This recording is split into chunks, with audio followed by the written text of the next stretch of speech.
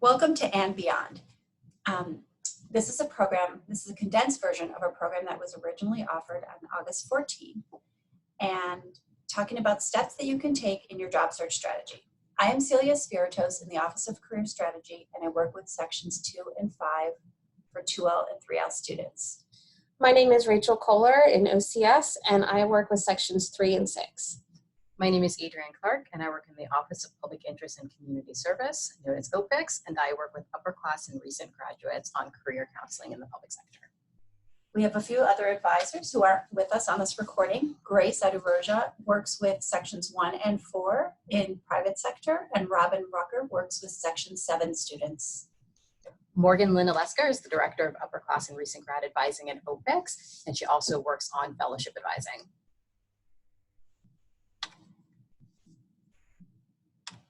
Our goals for our program today are to discuss next steps that you can take beyond OCI, and if you did participate, and if you didn't, steps you can just take in your general job search.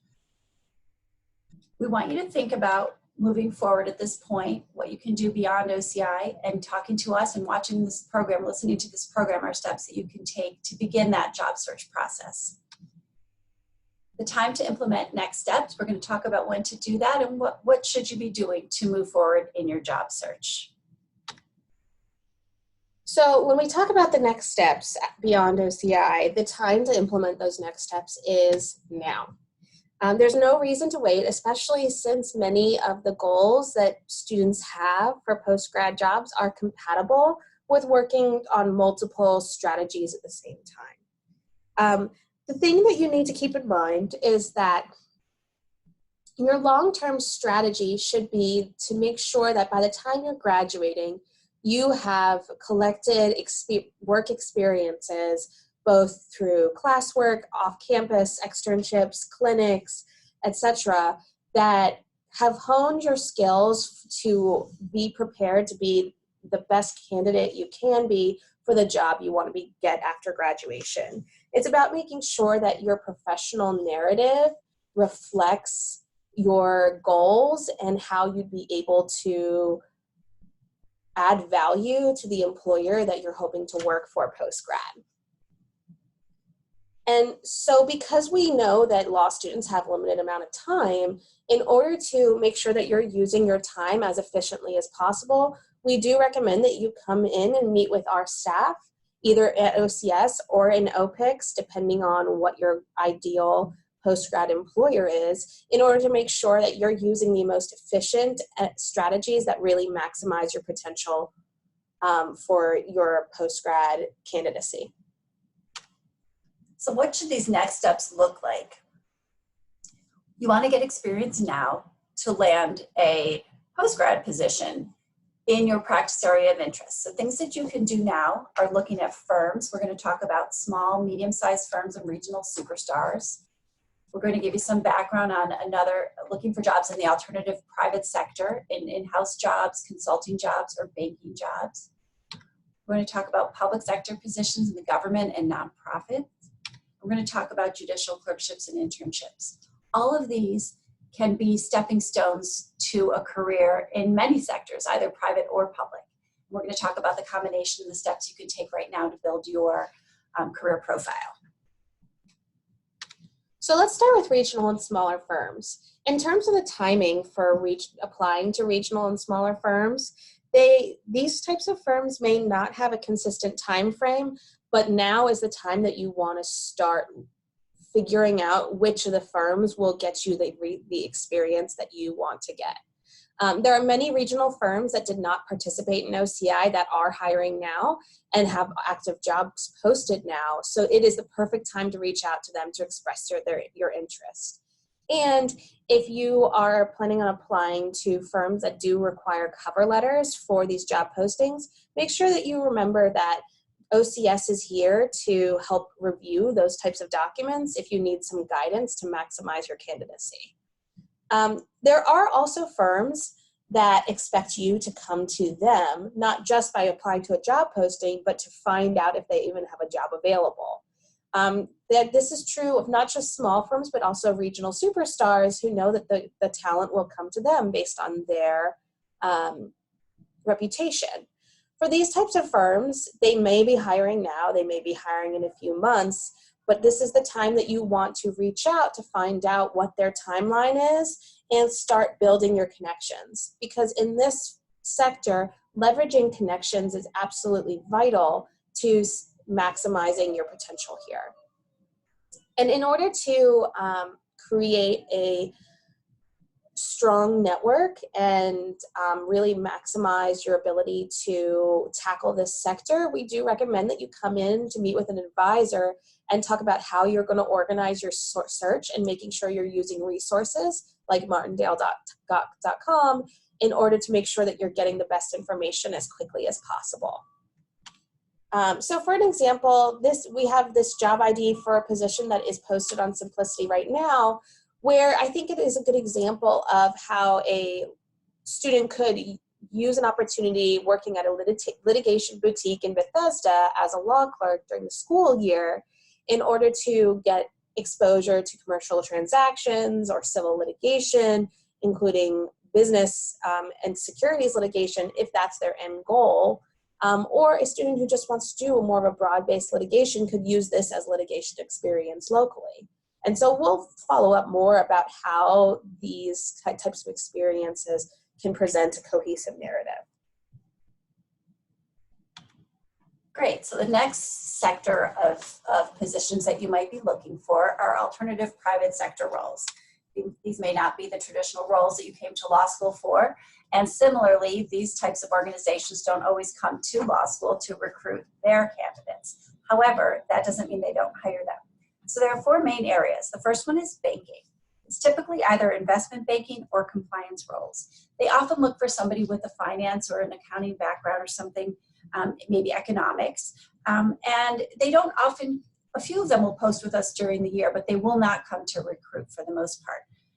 Lazard has a 2020 investment banking summer associate position posted right now, but you might look at JP Morgan Chase, Credit Suisse, Morgan Stanley, and Georgetown actually has a club, a Georgetown Law Ventures Club, that talks about these industries and tries to bring speakers onto campus. And we do have alumni who are serving in some of these roles too within banks and who have moved in and out of firms to go to banks. The next bucket is consulting. And there are three main consulting companies, McKinsey, Bain, and BCG. Of the three, McKinsey will hire from law school. However, again, they don't necessarily come to recruit here. So you need to go after these and note that there are different timelines for hiring than in each case. So you need to be vigilant and look for them independently. There are also smaller, more industry-specific and geographic-specific consulting companies, for example, in healthcare or national security. And your advisor can talk to you about how to explore these. Accounting firms. There are big four, KPMG, Deloitte, PwC, and EY. They might employ law students in various job functions. They may be compliance roles, tax roles, consulting, or accounting. Again, they may be looking for some kind of a technical background, but not always. Again, they do not also come to advertise their positions here. So it's something that you need to show, be autonomous and independent, and go after them if you are interested. And the last group are the in-house position. Typically, an in-house lawyer goes in-house after having some kind of a law firm experience so that they can have a particular expertise that the corporation would require. However, many of these corporations do hire in-house summer legal interns. Some of these opportunities will be posted on Simplicity. You can also find them on other databases, or you can go after a certain industry group. For example, if you're interested in healthcare, you could put yourself on a registry at, at a particular healthcare organization for job postings for legal internships.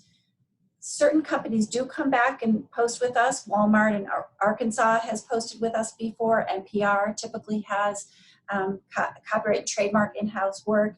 Cisco and Anheuser-Busch are some other ones that students have worked on and there are students who work at in-house internships there too all summer and then are successful transitioning to law firms beyond that because of the broad base of experience you can get in-house, whether you're doing regulatory compliance work, labor and employment work, securities, corporate transaction, I already said regulatory. So there are numerous practice areas that you can get exposed to, and you may find that this can have you pivot to a different practice area in your next section of your job search. Here's an example of a job posting that is currently on Simplicity. And this one is for JP Morgan Chase, has a compliance associate, summer associate program for 2020.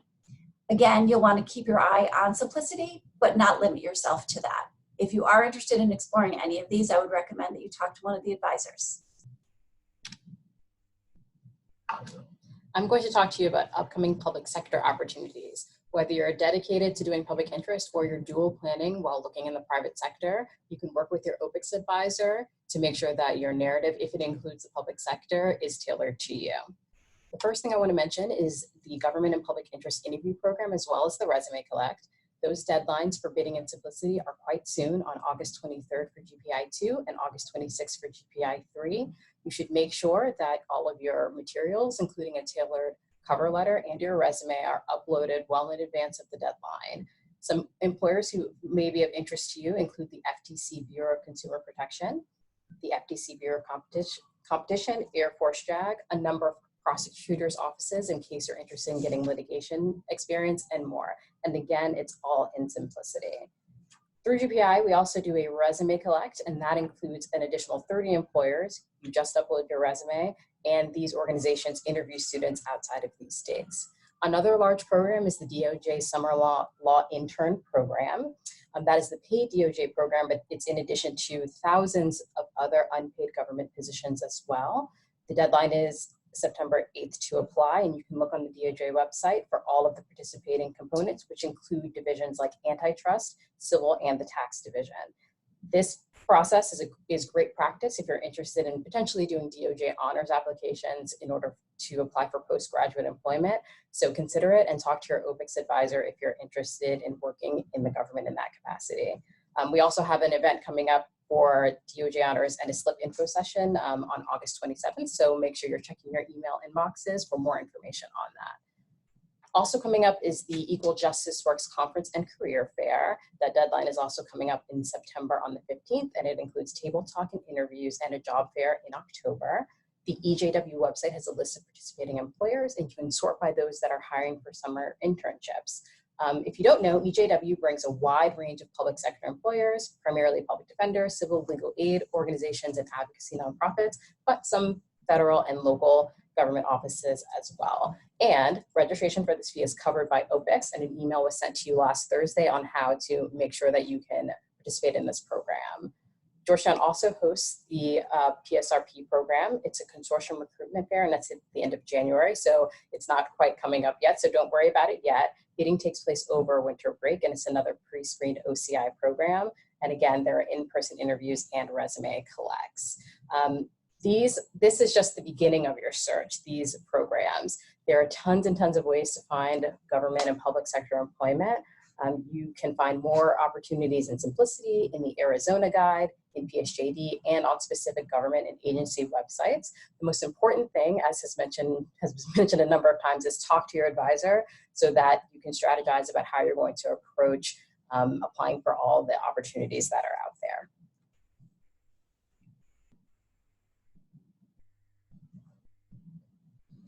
So the last sector that we want to discuss is judicial. There are definitely lots of judicial internship opportunities available in DC, both during the school year and for next summer. And many of you may have availed yourself of a judicial internship opportunity last summer. So you may be familiar with this idea. But we also wanted to raise the idea of clerkships. So because clerkships are those post-grad opportunities, this is not the time where you need to be worrying about applying to clerkships now, but we did want to have it on your radar that clerkships can be a really helpful stepping stone for students that have goals to practice in a variety of areas, and not just in litigation. Overall, you just have to remember that there's a clerkship for almost everyone if you're willing to think broadly. But you don't need to start that clerkship search now. Your first step if you decide you want to look into clerkships, is to meet with one of the members of our judicial clerkship team here in OCS, and then stay tuned for emails from that judicial clerkships team about when that process should start.